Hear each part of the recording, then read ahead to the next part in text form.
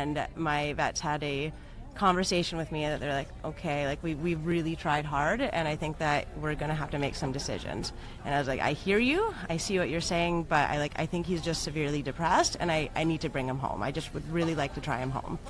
And they said, well, because you're an experienced ICU nurse, then yeah, you can take him home and just give him one last shot. So that night, I took my mattress and I put it down to the floor so I could sleep beside him, and obviously my husband came to sleep on the floor with us. And I woke up at about midnight, and he was staring over my face, standing over top of me, smiling.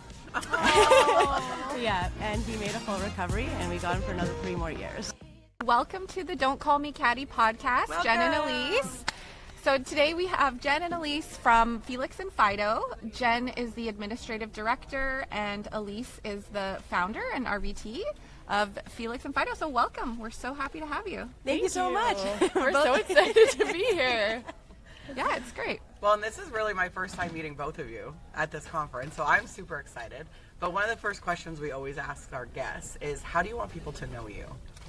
We want to be the premier gold standard care for veterinary nursing care in people's homes. We're really, really working hard to be able to be recognized as when clients need help at home, they have professional veterinary people who are registered, licensed, certified, and they have a place that they can go to that they trust for when their pet is sick but doesn't need to be in the hospital anymore. So that's what we want to be known for, a household name that not only put RVT as a household name, but Felix and Fido RVT for being in your home when you need them the most. That's amazing. Fantastic. Yeah, and as an RVT myself, and we met, I think 3 or 4 years ago at the CVMA in Halifax, and that's the first time I heard about your business. No, you know what? I'm wrong, actually. You and I met prior to that on a Zoom meeting. Yeah, when I In was COVID. first starting, Yeah. getting all this kind of together, and then talking to a lot of people in the industry, and they told me, you got to talk to Lilani. She's an RVT pro person who, really supports other RVTs in business. And then, yeah, we set up a meeting, and you were amazing. You're RVT so good. No, so yeah, it was good. So we met there, and then we met in person the first time at the CVMA conference, and then we always end up at conferences together. But yeah, absolutely, we're RVTs, entrepreneurs. We got to support each other. Yeah. And who are you? Who are you as humans? We always talk about. We said, "What's your identifier?" And the first thing we talk this question is, "I'm a DVM. I'm an RVT. I'm a this. I'm a that." But who are you as people? As a person, I'm a wife, I'm a sister, I'm a family member, I'm very adventurous, I love hiking, being in the outdoors, I'm definitely an animal person. I bring my dogs everywhere I go, we go on so many adventures, multi-day hikes, swimming, anything that's outdoorsy is something that I really, really love on a personal level. Which was really fun because we're actually sisters and we're best friends and we're business they are. partners. Oh my God, I had no idea. Yeah, and so anytime people meet us, we're we are up for anything, any adventure, let's do it. Where does that trail go? Let's go find out. Yeah. Hence why you're here today. Yeah. But you guys always come to our events too, so we're also very grateful for that. You're always every time we have one, want to support you and be there. I mean, we do throw a really great event all the time. Yeah. We have a wait list at the one in Can West. Yeah, if you guys are coming to that. So, but I mean, what I was going to say is Felix and Fido was so impressive, but the other thing was that you guys are sisters and working together, because I've got a twin sister who I'm super close with. I could never start a business with her though. So I want to know the whole story behind that, about where it started, because Jen, you don't have a veterinary medical background, right? And so tell us from the beginning, how did Felix and Fido start? I'm just going to jump in before you share your story because we're kind of a yin and yang style where we honestly pull out the best in each other, and we have very different skills. And so Ellyse is so passionate and so amazing. She's highly skilled. She's such an advocate for the industry and the profession. And honestly, it's a little embarrassing, but before I joined Felix and Fido, I really had no idea what an RVT was. She's my sister. She's been doing it for 17 years. I'm yeah, she loves animals. So what is, in non-medical background, what is an RVT to you? To me, now, an RVT is someone who really focuses on the client or the patient care piece. So ensuring that the pets that they work with are comfortable and just that well-being piece, that they make sure that they're like the nurse essentially, to make sure that pet is comfortable and safe and cared for and knows like all the things that like instantly what to do because of your education and your skills and your passion. And so I really wanted to join Ellyse and Felix and Fido to be able to connect pet owners to registered veterinary technicians, to have an actual medical professional support you in your home when you're struggling. And people care deeply about their pets and they just want support, and to be able to give them somebody who cares about that in their home where their pet and their client are the most comfortable. I just had to go on this journey with Ellyse. Yeah. So Ellyse had the idea first, and then did you go to Jen with the idea, or did you start running Felix and Fido and then had Jen join I you? started, and Jen, she's, even growing up, she's always been like very, very supportive of any goals or dreams or anything that I have. We're best friends. Like we grew up as best What's friends. the age gap? 15 months. Oh, so you're Irish twins. Yeah. So you're okay. got So it. I'm a year older than her. Yeah. But we've been like friends our entire lives. Like it's Nice. been super fun. Yeah, What's the so- worst fight you guys have ever had? Let's get Caddy here. Meow. I can tell you, I had butt my twin sister once. It was. I did. My brother locked me in our bedroom, like my bedroom, with a lasso around the door and tied to the bathroom. I couldn't get out. Oh wow. Yeah. It's funny because we have a younger brother, and her and my brother would fight all the time. So there was like a point in our lives when we were kids that like I didn't really want Ellyse to know that I was friends with Alex. And so like Alex and I would stay up late. The and play. dynamic. Oh, nice. Okay. So Like her and I haven't really had any like fallouts or anything. No, like, it's Wow. great. Okay. Yeah. Well, Secret sibling relationships. Yeah, we're all best friends now. So Like all sweet. three of us are super close now. It was just when I was young, like Alex and I just butt heads. yeah, that happens all the time. Okay, so you started it on your own, and what was the motivation behind that? Tell us that story. Well, so I had a 13-year-old shepherd, and he ended up getting GDV. I rushed him into the emergency hospital that I was working at, and my medical brain completely left me. I knew it was going on. I knew it was severe. I brought him into the X-ray room, and it was clearly GDV. And my doctor was like, "What is it?" And I was like, "I don't know." And she was like, "Okay, well, this is clearly blowout. What do you want to do?" And I was like, "What do I want to do? What are my options? Do I have options?" And she's like, "Well, he's a 13-year-old shepherd. Do you want to say goodbye?" I was like, "No, surgery. Like obviously we're going to do surgery." And he went into surgery. He did really well. He got out of surgery. He ended up aspirating, and then he had aspiration pneumonia. And then he had some really difficult complications following that, and he was in the ICU for 10 days. And when I was at work, he was my patient. When I wasn't at work, I was sat there with him, and he was just deteriorating and deteriorating. And my vets had a conversation with me that they're like, okay, like we really tried hard, and I think that we're gonna have to make some decisions. And I was like, I hear you, I see what you're saying, but I think he's just severely depressed, and I need to bring him home. I just would really like to try him home. And they said, well, because you're an experienced ICU nurse, then yeah, you can take him home and just give him one last shot. So that night, I took my mattress and I put it down to the floor so I could sleep beside him, and obviously my husband came to sleep on the floor with us. And I woke up at about midnight, and he was staring over my face, standing over top of me, smiling. Yeah, and he made a full recovery, and we got him for another 3 more years. Come on. Oh my gosh. Yeah. You know what? My German Shepherd is the reason I got into veterinary medicine as well. So shout out to the Shepherd.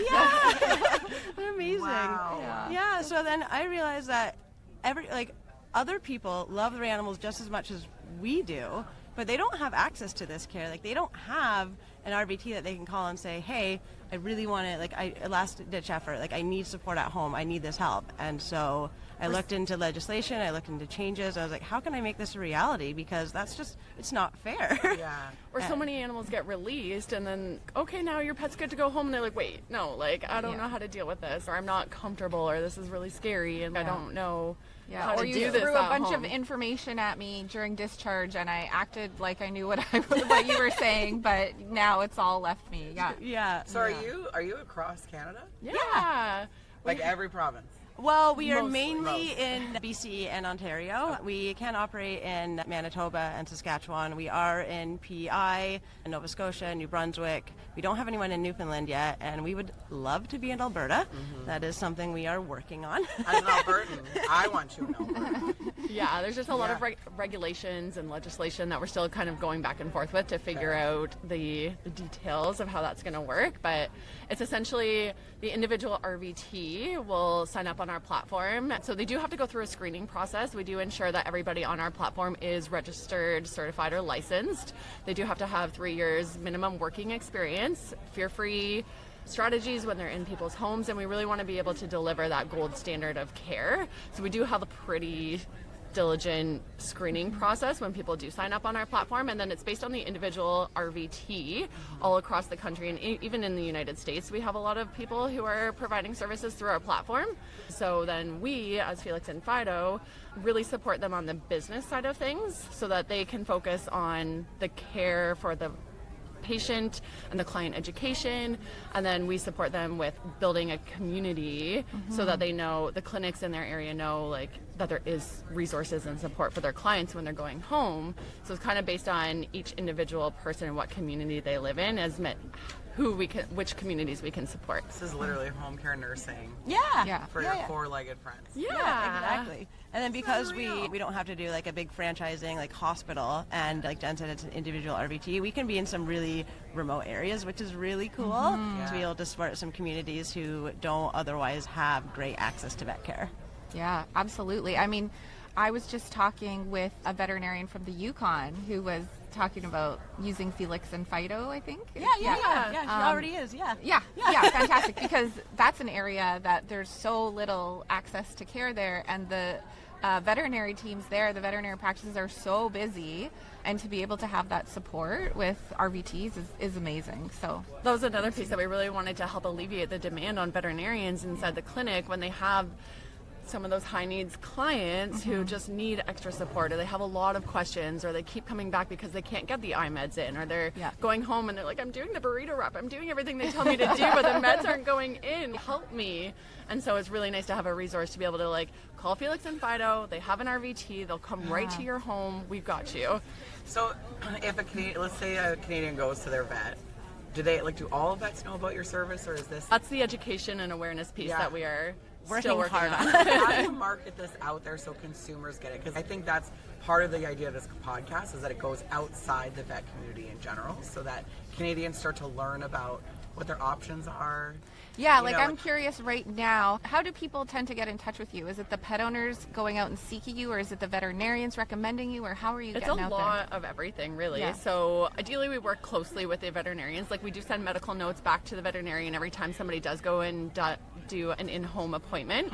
So then the veterinarian's in the loop of how things are going at home. And so we do get a lot of referrals from the veterinarians to either call us directly and say, hey, I have a client who could really need your support, and then we'll reach out to the client, or they just give the client the information like, hey, this is a good resource, give them a call, and then we book from there. We do work really closely with the RVTs that are in their community. So some of them just individually will, we have so much different marketing materials, so like brochures and flyers in like libraries and coffee shops, or some of our technicians will do like free nail trims, and let's have a nutrition consult, or let's do like a wellness check, and just kind of like the individual RVT in their community really works to network and tell people where they live that this is an option for them.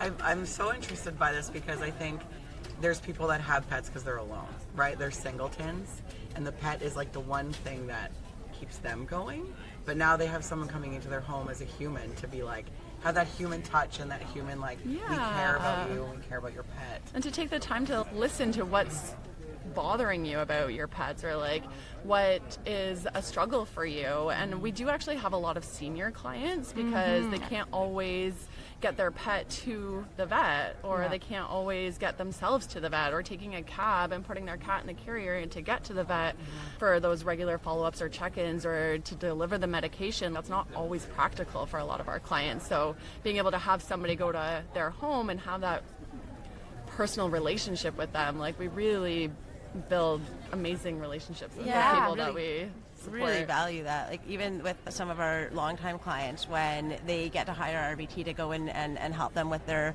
pets as they're aging, we form these really tight relationships with them where they've even at some points asked our RVT to be present for the end of life of their pet because they just have grown this relationship and valued them so much. Wow. Yeah, That's amazing. Want to think, this is what I think people don't see outside of vet med is like you have, like, you were losing a pet, right? And you were like, no, like everything that you could do to have that pet live with you. And then it's literally changing people's lives by going into their home and giving them the opportunity to experience what you experienced, right? Like more time to just heal and be better for both people. Because grief is so hard. You grieve when you start to see a pet go through that. It does. And then when we can, like, we've literally given people, like you said, extra time with their pets where they've gone to the vet, and even something like a diagnosis of diabetes where they're like, I am never going to learn to give insulin. This is terrifying. I'm going to have to say goodbye. This is something that's not practical for me. Yeah, it's so treatable. Yeah, it's so treatable. But like needles are scary. Yeah. I have a butterfly needle when I go to give blood. Like, no way, man. I'm like, I'm a baby. Yeah, I have to look away. Yeah, I can do it. Nope. So we were able to sit down with them and talk to them and like really talk them off that ledge and hold their hand and say, this is how we can make it an enjoyable experience for you. We can make it a bonding moment. Let's sit down with your pet. We'll pet them. We'll give them their favorite treat. And then you'll probably only need to hire me for the first 3 times. And then you've got this after this. Yeah. Like, you're good. And generally it's like after 1 or 2 times, people are like, yeah, I can do this. This isn't so scary. Except we don't want them. What you guys do is so much more than that. Like, it's not like people can replace an RVT. Do you know what I mean? Like, you guys have a very unique set of skills. Does insurance cover it? Does pet insurance cover this? Yeah, it does. Yeah, absolutely. Under what line item? Well, so we have to have a prescription for it. Okay. So it's when we have, we're Like a referral, you mean? Yeah, Or- well, not even a referral. So just a prescription pad of paper saying administered by Felix and Fido RVT, or okay. blood glucose curve to be performed by Felix and Fido RVT. And then we can Okay. submit that to the insurance company, and then they'll cover. They won't cover the travel fees, but they'll cover the actual cost of the appointment. And the nice thing about having an RVT go to your home is that like the appointments are affordable. Like they're typically between $50 to $100. So the depending RVT on what, sets that price? Yeah. Okay. Yeah, depending on what the service is and like how far the RVT is traveling, then sometimes you do get like a little bit more pricier appointments, but they are affordable for a lot of the clients, and they genuinely just want to be able to help their pets. Yeah. Well, you know what I love about it is a couple things in terms of RVTs. Number one is that you are encouraging RVTs to become business owners or entrepreneurs and, you know, like really take charge of their services and being able to provide that outside of a veterinary practice. Secondly, I love that in doing this, the public is becoming more educated about what an RVT is and what their role is, because I think so often, and it was the same case for me, when I was younger, I only ever met the receptionist and the veterinarian. When I would go to the vet clinic, I had no idea what a vet tech was until my German Shepherd got hit by a car, and a bunch of the vet techs, you know, saved his life, and that's how I got into the industry. So I love that so much, how much you're empowering these RVTs. Well, and going into people's homes, we're having like amazing conversations with pet owners about what an RVT even is. And then we've actually had clients to be like, so I went to my vet and I was like, so who's your RVT on staff? And when they didn't actually have an RVT on staff, they're like, well, who's doing the anesthesia on my pet? Like, I want somebody who's educated. And they've switched vets. Yeah. So it's just awesome to be able, and then the conversations that we have when people are like, wait, what do you do? So you're like an RN, but for animals, you're a real hospital. And they're like, no wonder it's so expensive to go to the vet. It's a hospital. I'm like, yeah, we're a hospital. We're all very educated. We're very passionate in veterinary medicine and educated. Yeah. Well, and what's interesting is things are only expensive in the absence of value. Yeah. So if people don't understand the value that a vet team provides, they're going to think it's expensive, which is why there's Veg has so much intake, right, and buy-in, because owners can see everything that's going on. Yeah, they got a cool business model. But you guys are going in and doing the exact same thing, just on a home care level. And we do have some people who are like, so how much is it going to cost to get somebody to come help me with these fluids or injections or pain meds or whatever it is, and then we like kind of work out a cost for them, and they're like, oh, okay, well, like maybe I'll keep trying on my own, and then they're not successful, so they're like, no, it's worth it. I want you to come to my house. I'm going to pay for the appointment. And so like it does create that value piece where we are medical professionals coming to support you, and then they're like, yeah, okay, I do need you. So you're actively getting buy-in from the public to learn what RVTs do and the value of what they can provide. I have a question about, have you had any pushback from veterinary professionals, DVMs or otherwise, that have perhaps, I don't think you should be doing this? I'm curious, what was that pushback and how did you deal with that? Yeah, so when we first launched in 2021, there was a lot of, oh, this is a neat idea, but I think that they just really didn't understand what we did. And they were worried that we were going to steal clients, that they were going to lose revenue or income, and why would we send our patients away when we can just help them here? So we did have a lot of pushback like that, and they just didn't understand that we don't do the same thing you do. We can't do the same thing you do. As RVTs, we're not licensed to prescribe, diagnose, prognose, make therapeutic decisions. Like, we can't change anything that they've said or done. We're adding value to what they're already providing and helping clients actually be compliant with the treatment plan. And so it was enhancing the treatment. And enhancing it, yeah. So it was honestly just kind of keeping our heads up and just saying, if you don't want it now, like, it's coming. Your clients are going to be asking for this. Like, it's better when they hear it from you because they trust you, they value you, they want your opinion. But people are booking us whether they're going through your clinic or not, because this is something that the community, the pet owner community really, really wants.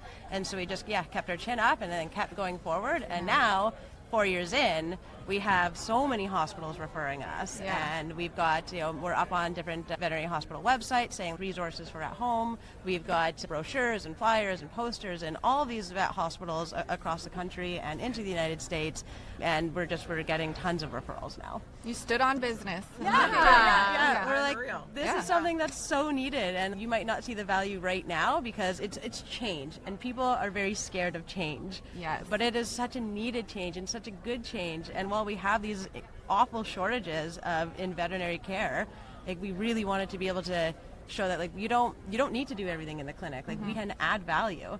And also, just on a side note, just trying to help with RVT retention. I mean, as you know, RVTs leave the field within 3 to 5 years because of burnout, lack of wages, lack of respect, recognition, all of those things. So we wanted to be able to also provide a space for RVTs to say, I am so burnt out with clinical setting, I don't want to lose my hand-on patient care, but let me try something else. So don't leave, just come to us. Yeah, well, and because they're more in control about what they're offering, right? Yeah. Like, I'm assuming they can set their own hours, they can decide whether or not they want to take on this client and patient, and that's kind of the beauty of how the platform is designed, is that, like, when an RVT signs up on our platform, they have control of which services they're going to offer, what their fees are, when they're taking appointments, how many clients they want to take on. And so we really wanted to give them a flexible space where they can still do what they love and not have to have those awkward conversations about, I'll come to your house for this much money, or like, we really wanted to advocate that, like, RVTs paid for your education. Like, you are experienced, you are knowledgeable, you are deserving of your time.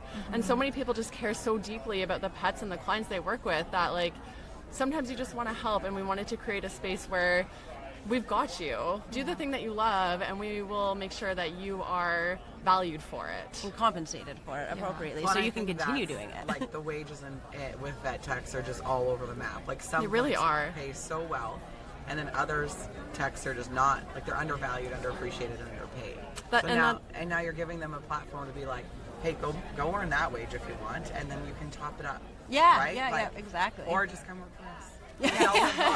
Set your own wage. Grow your career. I think the autonomy too, at least that's what I found with Animal Health Link, the autonomy makes the job satisfaction better as well, right? And they're part of creating Felix and Fido and making a difference and changing the industry. And so, like, we are stronger when we're together, and we have over 100 RVTs, like 150 right now on our platform. Amazing. So, like, when we work together and we believe in a mission, we're making a difference and we're successful together, like, they're all amazing, passionate, dedicated people that we just really want to be able to support them. All right, bestie baddies. Don't crush it too much. That's why I had to join her. Like, Yeah, this is everything is Yeah. so exciting and I'm not cool amazing, enough and to do like I'm an honorary. Let's hang out with them. Yeah, but it's I just love what you guys are doing so much because like I said, I think it's so good. Like it's a win-win-win-win-win, right? Yeah. The pet owners have somebody that they can depend on, and it's not so scary to go home. Obviously, the pets are getting great care at home, and because honestly, like your shepherd, you were saying, some of them are totally different in hospital, Yeah. and I do wonder how much that affects patient outcomes sometimes, right? Absolutely. And then the RVTs have great job satisfaction, and yeah, it's just win-win-win. like Why this- wouldn't you do it? Well, as humans, if you're in the hospital, all you want to do is go home. Yeah. Yeah. And the pets, you can verbalize that, but pets can't. You just Yeah. see it in their demeanor, right? So when you're like, I think my dog is depressed, no shit. Like, he's like in a crate, or like not his home, not comfortable. He doesn't have his own things. Yeah, Right? just Like- not in his environment, and he was miserable. Like he was good, like on the outside, his vitals and everything. Like he just wasn't improving. He wasn't crashing more, but I was like, yeah, I knew he just. Once he got home, I was like, and if it didn't work, I was like, at least I tried. Yeah, Totally. You have to be you able could to say say you that. did everything. Yeah. And we actually see a lot of veterinarians now who are like, hey, can you go and do the blood pressure check at home? Because they're Yeah. more comfortable. White coats. So we get Yeah. yeah. Yeah. And so was your shepherd Felix? No, no. it was Coda. So yeah, I had a dog Coda, and then my cat Mala, and I was gonna name the company Coda and Mala, but nobody is gonna know what that means. I like the alliteration. Felix and Fido. Yeah. So what do you want Canadians to know? Like, I'm a non-vet, like I'm in baby toe in the vet community, but what do you want people to know? That you're not in this alone. When your pet gets sick, when they're injured, when they're ill, you don't have to struggle. You don't have to feel like you're not good enough. Because I think what a lot of people don't understand is that we have gone to school for this. We're educated in it. We know what we're doing with your pet, with their care, and we know exactly what's going on with the disease process. You don't. You didn't go to school for it. Like, you don't have to feel guilty because you can't help them. And I think a lot of people have this like really awful guilt that I should know this, I should do this, I should be able to. It's my pet, it's my dog, it's my cat, it's my leopard gecko, like whatever it might be. But they have this insane guilt that they have to do it on their own. Wait, do you have techs that do exotic? Oh yeah. I'm telling you. This is why I was like, they gotta my come on. God. So what do you want people to know about the vet community? Well, sorry, another piece that I Yeah. really wanted to Yeah, jump in. is that your pet doesn't have to be sick to get help. Like for the general public, like there's a lot of cats and dogs that just mask their pain, and so you might not actually know what's going on with their pets, but like prevention and regular checkups and like checking in and having an RVT come to your home regularly to be able to actually check and be like, I used to be able to do this nail trim no problem, or you were able to do this before, but like I'm seeing some red flags, so let's go and get you checked. And that's kind of the value of having an RVT have a relationship with your pet, is that they're going to catch things that you might not have seen. Nurse And- practitioner. You guys are literally, yes. yeah. So I'm so here for this. I want to talk about risk a bit here, and I'm passionate about this because one of the things that happened when I started my company is I kept getting these comments. Sometimes it would be from regulators saying, there's going to be risk if you do this. Do you know that there's going to be risk? And then same with the RVTs who would join as well. They would be like, is my license at risk? And what I really like, my mission to do is really turn risk around, like on its head. We to have so take many this- people tell us that we're going to fail. Oh my God, right, welcome to business. Right. Like, people are so jealous. They're like, you guys are going to suck. Yeah. And then it's, thank you for fueling my fire to be awesome. Yeah. Yeah. Nothing Oh, better no. than a chip on your shoulder to get Yeah. that. You're right? Yeah. We're like, actually, we will not. Yeah, Thank you. spite We is are a hell of a determined. drug. So we had these conversations with our RVTs because I really wanted to turn the conversation about risk around on its head, because I was like, you know what? Yes, there is risk, and that is a good thing. I'm sick of it being talked about like it's a bad thing, because we fought as RVTs to be able to be regulated. And the veterinary industry in general fought for self-regulation. And what that means is that my license is at risk anytime I do anything, whether it's in a clinic, in someone's home, over the phones. my license is at risk, even if it's something as simple as taking blood. But the reason that that's important is because risk holds me accountable as a veterinary professional. That doesn't mean that you don't do something because it's risky or it's hard or whatever. It means that you put the proper mitigation tools in place. You have good protocols and standardization and training to be able to mitigate those risks as much as possible, so that not so that you're completely absolved of risk, but so that you can give the best care possible. So I'm curious if you have those conversations as well with people when you're talking about that. Yeah, absolutely. And we definitely have things to mitigate risk. Like a lot of people, what we have to really talk to veterinarians about and our RVTs is that you are only ever to follow those discharge instructions. If a client calls you and says, oh, hey, can you just come over and do this wound management? And then you go into that house and you see like Fluffy and Casper just got into a massive fight and they have not been near a veterinarian yet. You don't touch that animal. Like, you're not allowed to touch them unless they're under the care of a veterinarian in those instances. Yeah. But so we really want to encourage our RVTs to, use what you know, like what your ethical standards and boundaries are and apply them. Yeah. And so there, like you said, there's going to be risk for anything, but as long as that you know what you're doing, you value yourself, you know where your boundaries are. If you go into somebody's home and they've got a really aggressive animal, because we work with the fear-free standards and stress-free, we're going to say this animal is not approachable. I'm going to get hurt. You're going to get hurt. This treatment isn't going to go well. Yeah. So it's a really nice education piece to say, like you said, there is risk involved, but you being a professional know how to mitigate that. You know how to work around it so that we can minimize those risks and minimize those things from happening. Yeah, and it holds us accountable. Would anybody want a medical professional to go into their home, whether it's for you as a human or for a pet, and they have no risk to themselves? Right. Yeah, I can just do whatever I want because there's no risk to myself. That is not a good thing. That's not what we want to do. So I love that, Well, that's part of like our interview process when we actually meet RVTs who want to provide services on our platform. Like, your safety is our number one concern. Yeah. So when you're going into somebody's home, and whether they have an aggressive animal or maybe they're making you feel uncomfortable in any way, that is never okay. Yeah. What do you have for safety nets then? That's a great topic that you brought up that I just thought about. Yeah, well, people are going in on their own, so it's very independent. So again, when we are interviewing RVTs to be on our platform, we have to make sure that they're confident in saying no. Like, that is the number one thing, that you have to be able to say no. Yeah. And so if you walk into somebody's home and you're getting like really awful vibes from them, they're being harassment or harassy, and maybe they're drunk or intoxicated, maybe they're belligerent, whatever it might be, just leave. You need to leave. Sorry to jump in, we only put these protocols in place based on, sometimes in a clinic environment, we see a certain type of client who does become angry, does become belligerent, does like verbally abuse a lot of staff. So we put these protocols in place. However, we've never had to use them with over 3,000 clients, and we've never had any negative issues. We have nothing but 5-star reviews on our platform because the people... Nothing but 5-star reviews. Jeez, I know. It's amazing. I mean, you two are amazing. Like, literally your energy is, I'm like, I'm going to go register for RVT school. Because this is just it's so incredible what you guys are doing. Clients have to pay for their appointments up front, so they take some time to process, is this something that I do want? And then when they're ready for the appointment, they're happy to have somebody there. They're genuinely curious, they're open. So there might be an aggressive animal situation where you're like, oh, actually, your pet can be more successful, so let's put some steps in place and I'll come back next time.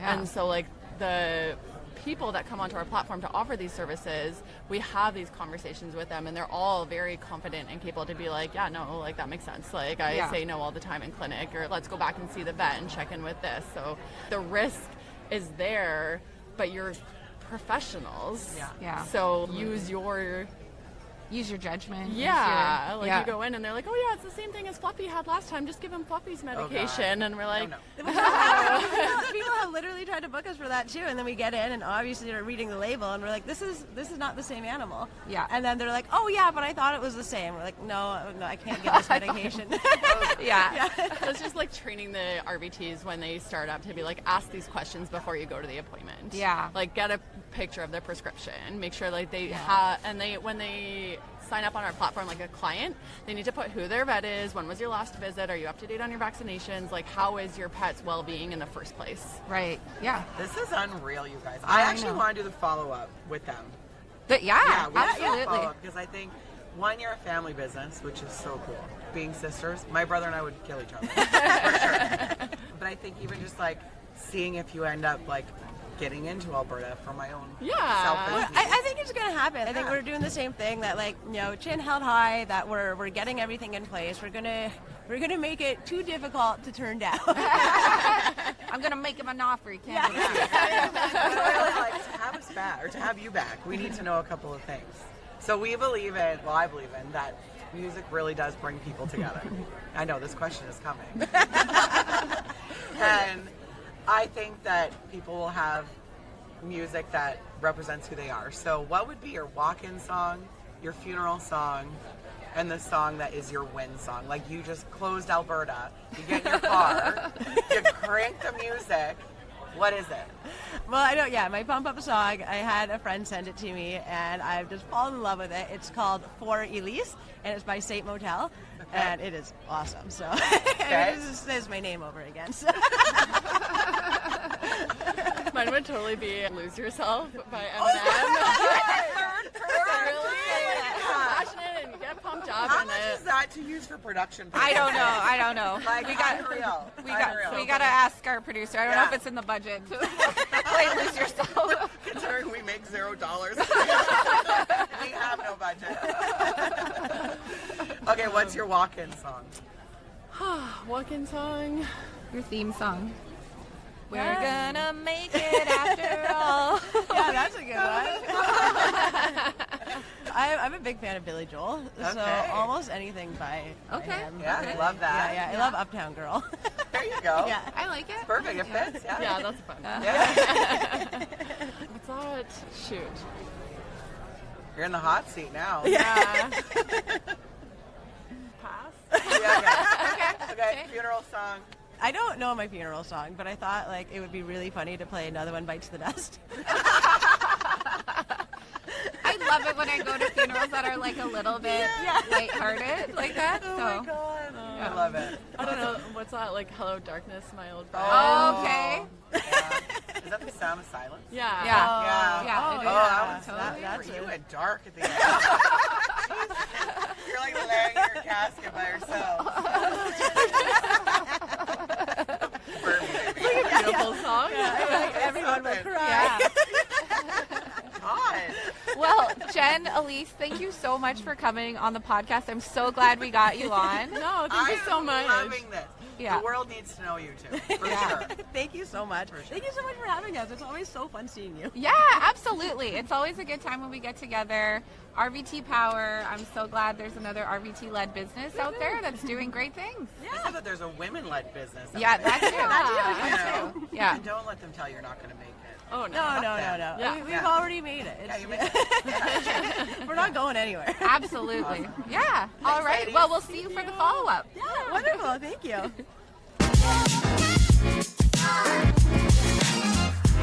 Thank you.